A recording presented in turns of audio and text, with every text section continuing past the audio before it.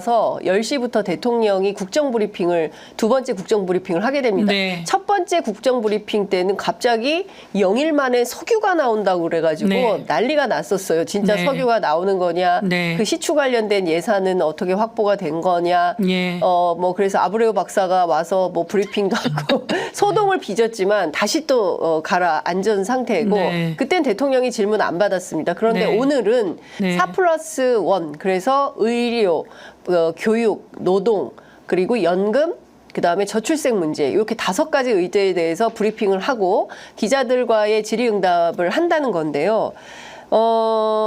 무슨 얘기 할까요?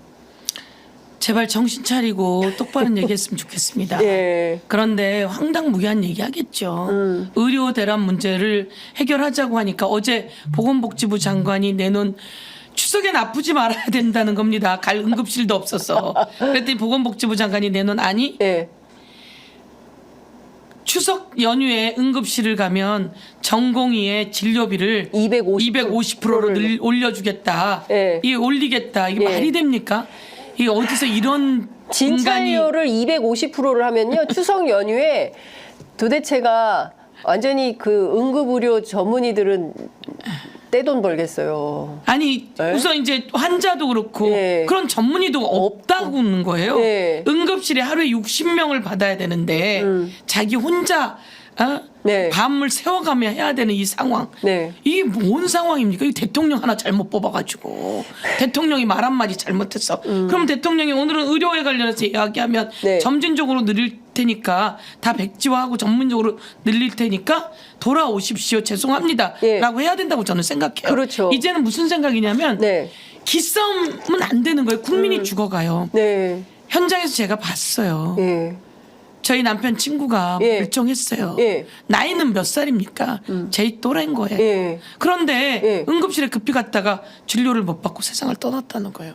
저 그 말 듣고서는 너무 놀래가지고 그 일이 지금 주변에서 비일비재해요. 지금 김한교 의원 아버님도 아버님도 그렇다고 예, 했죠. 그러니까 그랬다고. 이게 그때만 해도 그 한 달 전이었던 것 같아요. 예. 그런데 김한규 의원 이야기 들었죠? 그 사이에 제가 병원에 갔는데 예. 병원에 가서 제대로 진료 못 받고 떠난 사람들이 한둘이 아닌 거예요. 멀쩡하던 우리 장애인위원회 위원장께서 예. 또한 말로는 코로나가 예. 이렇게 들어왔다고 하는데 그게 떠날 일입니까? 그러니까요. 그러니까 이 코로나에 대한 대책도 하나도 없고. 예. 그러니까 저는 지금 현장에서 너무 많이 보고 있는 예. 상황인데요. 예. 이런 상황이면 지금 국민을 위해서 예. 빨리 예. 작업이 이루어져야 된다고 생각해서 대통령은 의료 대란 문제는 점진적으로 늘릴 것이고 다른 것은 전부 다 다시 백지화해서 해결해야 된다라고 이야기하는 게 저는 맞다고 생각합니다.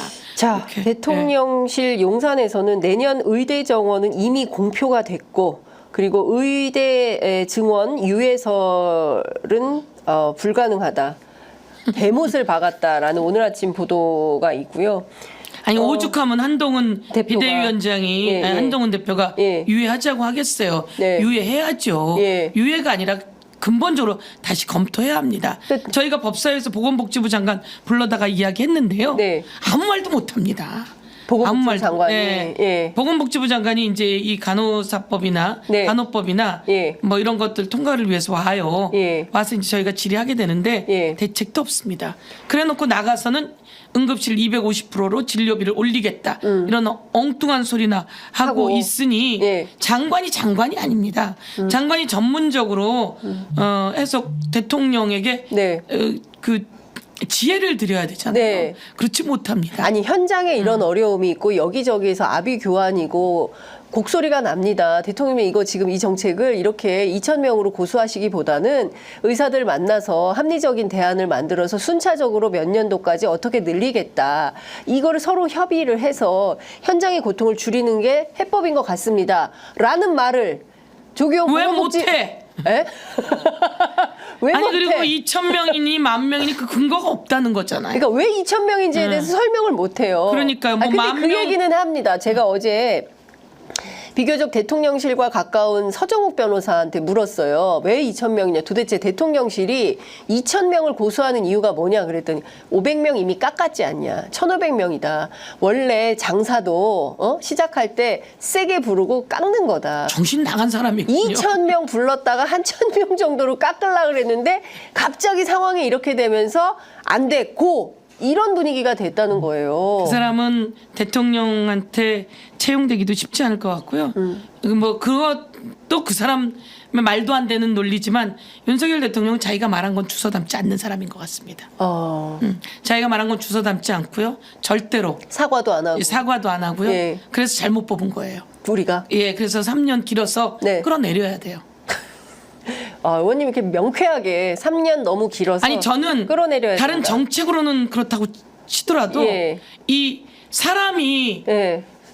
진료를 제대로 못 받는데 죽어가는데 대통령이 2,000명을 고소하면서 이런 일이 벌어진다면 이것은 대통령으로서 자격이 아주 없다고 생각합니다. 근데 지금 이 자체를 대통령은 국민을 위해서 국민의 생명과 안전을 지켜야 되죠. 네. 대통령 공공의 이익을 위해야 되죠. 네. 대통령은 모든 국민에게 평등하게 해야 되고요. 대통령은 공익 실현과 대통령은 국민의 경제 성장을 위해서 노력해야 되는 임무가 이런 게 전부 다 헌법에 들어있는 거예요. 네. 근데 대통령이 이 의료대란이라고 하는 말로써 환자들이 죽어나가잖아요. 예. 생명을 지키지 않고 생명을 방기하고 환자가 죽어나가는 걸 조장하는 거거든요. 예. 아니 이거 더 적극적으로 본다면요. 네. 이거는 저는 더 나쁜 행위라고 제가 볼 수 있을 것 같습니다. 예. 이거 그대로 그냥 볼 수 있는 상황은 전 아니라고 생각합니다. 예. 제가 현장에서 너무 많이 보기 때문에 네. 이 일 하나만으로 예. 그동안 최혜병 사건, 김건희 주가 조작, 뭐 명품백 다 이걸 더 넘어서 네. 이 의료 부분에 환자가 지금 계속 죽어나가고요.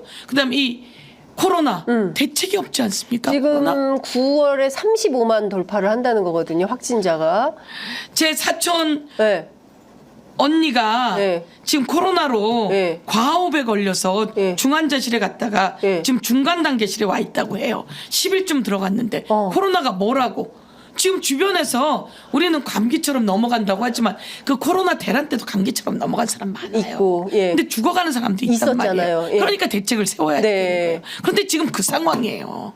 그 상황인데 야, 이게 병원에서 마스크 벗으라고 제일 먼저 이야기한 사람이 윤석열 대통령 아닙니까? 저희 어머니가 병원에 입원해 계세요. 예. 그래서 우리가 예. 병원에 갈 때마다 예. 마스크를 하고 가거든요. 예. 병원이라도 예. 조심해야 된다. 왜 감기라도. 그렇죠. 그런데 병원에서 어느 날 갑자기 마스크를 벗으라는 거예요. 그래서 깜짝 놀랐어요. 예. 그러더니 이제는 병원에 마스크를 쓰라고 한다고 예. 그러더라고요. 예. 그래서 저는 이렇게 대책이 없는 대통령 예. 정말 분노합니다. 저는 정당 이런 차원이 아닙니다. 예, 정당 차원이 아니라 국민의 생명과 안전을 해야 되는데 최소한의 그마저도 못하고 다른 정치에 대해서는 얘기할 것도 없는 수준이 돼버렸다. 그런데 대통령실은요, 의원님 끊임없이 이거를 정쟁으로 보는 것 같습니다. 어떤 얘기가 나오냐면 자꾸 한동훈 대표가 대통령실이 대책 없이 목리 부린다라는 프레임을 짜면서 여당 대표가 자기 정치에만 골몰하고 있고 자꾸 차별화만 하려고 한다. 예? 협치해서 해야 되는데 이런 방식으로 지금 비판을 하고 있어요. 그러니까 끊임없이 정쟁몰이, 야당 탓. 어이구 정신 못 차리고 있어요. 정신 못 차. 아니 어떻게 그런 말들을 그렇게 계속 쏟아내고 있고 네. 오죽하면 한동훈 대표가 이거 그렇게 했어요. 그리고 밥도 저희가 취소됐어요. 저희가 만찬도 취소했죠. 예. 속도 좁고요. 속도 얘기를 들어야 될 거 아니에요. 속도 예. 좁고 예. 저희가 이제 법사위에서 이야기를 하는데 네. 국민의힘 의원들이 이 그 의사 2,000명 대해서 아무 말 못합니다. 다 한숨 쉽니다. 그 사람들도. 아, 그래요? 예. 아니 이거 상식 아닙니까? 예, 그렇죠. 2,000명 얘기하는 국민의힘 사람들이 있습니까? 없어요. 없잖아요. 예. 그리고 1,500명이라고 해요. 예. 가서 배울 교실이 없다는 거 아니에요? 교실도 없고 교실도 없고 장비도 없고 예. 선생님도 없고. 선생님도 없고. 제가 들은 이야기로는 좋은 학교 네. 의대를 가려면 저 지방 의대를 가려고 해도 전교 1등이 뭐 예를 들면 서울에 몇 개 구를 합쳐야 전교 1등 하나 정도가 의대를 간다고 해요. 그렇게 간 그 지방의 학교에는 배울 수 있는 구조가 또 별로 없다는 거예요. 예. 그래서 거기서도 그거부터도 바꿔야 되는데 그렇죠. 이 조금 있는 이 학생들도 배울 수 있는 예. 구조가 제대로 안 되어 있는데 거기에 대고해서 넣어가지고 그게 되겠냐 이거죠. 그렇죠. 그리고 제일 중요한 건 예. 사실은 아프면 예. 동네 병원 가실 때 어렵습니까? 동네 병원은 괜찮죠. 괜찮잖아요. 예. 우리는 웬만하면 동네 병원에서 병원 다 가죠. 해결을 해요. 예. 근데 이 동네 병원이 다 뭐냐면 내과, 그다음에 이비인후과, 이비인후과 뭐 이런 안과 곳이란 뭐 말이에요. 이런 거죠. 안과. 이거는 필수 의료가 아니에요. 지금 필요한 것은 큰 병원에 가서 우리가 가서 급할 때는 언제 가냐면 네. 속에. 예. 그래서 이 속, 그다음에 흉부, 네. 흉부외과, 그리고 아기 낳을 때 산부인과 이런 아주 필수 의료가 예, 예. 부족해서 가는 거란 말이에요. 네. 암에 걸렸거나 이럴 때. 그러니까 그 필수 의료인이 부족한 거니까. 그렇죠. 필수 의료인을 예. 특별하게 키우는 게 필요한 거죠. 예. 그리고 저 지방에는 공공의료가 없으니까 공공의료인을 키워야 되고. 그런데 정신을 못 차리는 거죠. 이 얘기는 수없이 들었을 것이고 그 정도까지 머리가 나쁘진 않을 겁니까? 네. 검사를 아무리 구술을 했다 하더라도. 근데 일단 이게 고집인 것 같습니다. 윤 대통령이 자기 확신이라고 해야 될까요? 내가 판단할 때 2,000명이 맞아. 그러면 이거를 흔들어서는 안 된다. 그리고 중요한 건 지금 어쨌든 의사들의 어떤 집단 이기주의를 꺾을 수 있는 것은 과거에는 그것을 여론조사상에서 윤 대통령의 어떤 뚝심, 결단력 이런 걸로 표현해서 긍정평가에 많이 포함이 됐었는데 지난주 갤럽 여론조사를 보니까 이 의료대란과 관련해서 긍정평가가 3%, 부정평가가 2%로 잡혔더라고요. 그러니까 과거에 비해서 이 의대 정원 확대에 대해서 긍부정이 엇갈리고 있는 거다. 그러니까 처음에는 뭐 뚝심 있고 결단력 있고 그래 이번에 의사들의 집단이기주의를 넘어야 돼 이렇게 생각했던 분들도 의원님 말씀처럼 주변에서 막 사람들이 죽어나가고 문제적 상황에 돌입하고 이거 큰일 나겠네라는 생각이 드니까 부정평가로 잡히기 시작했다. 예.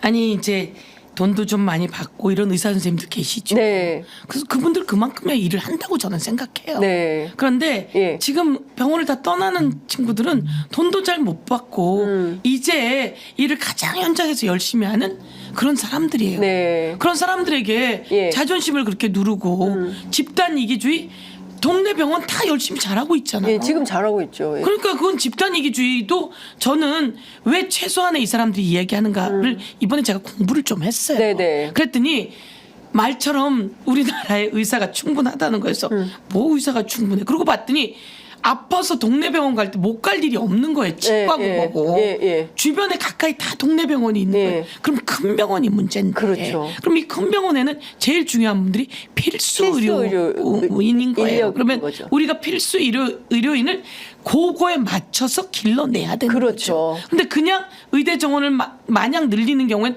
또다시 동네 병원에 오는 그런 경우만 많아지는 피부과 거죠. 성형외과만 계속 늘어나면 그래서 안 갑니다. 그러면 안 되죠. 그런데 요 일하는 사람들의 자존심을 다 건드려서 전공의가 다 빠져나오고 네. 필수 의료원들이 빠져나왔으니 이들은 외국으로 가면 다 받아주는 거거든요. 그러니까. 그렇지만 아직도 국내에서 일하려고 예. 아르바이트 하면서 전전하고 있다고 그러더라고요. 그렇군요. 그래서 오연길님께서 제 가장 친한 친구도 의료 인력 부족으로 부산대 중환자실에서 세상을 떠났습니다. 동서도 부산대 백병원 중환자실에서 세상을 떠났습니다. 중환자실에 전공의가 부족하니 환자 상태를 수시로 확인할 수가 없다고 합니다. 두 사람은 병원을 갈 때 스스로 본인이 걸어서 들어갔는데 그렇게 죽어서 나왔습니다. 동서는 77세, 친구는 63세로 세상을 떠났습니다. 너무 애석합니다. 그런데 저희 그 애청자분들께서 너무 이렇게 죄송한 일입니다. 댓글창에 이렇게 남겨있는데 정치가 뭡니까, 의원님?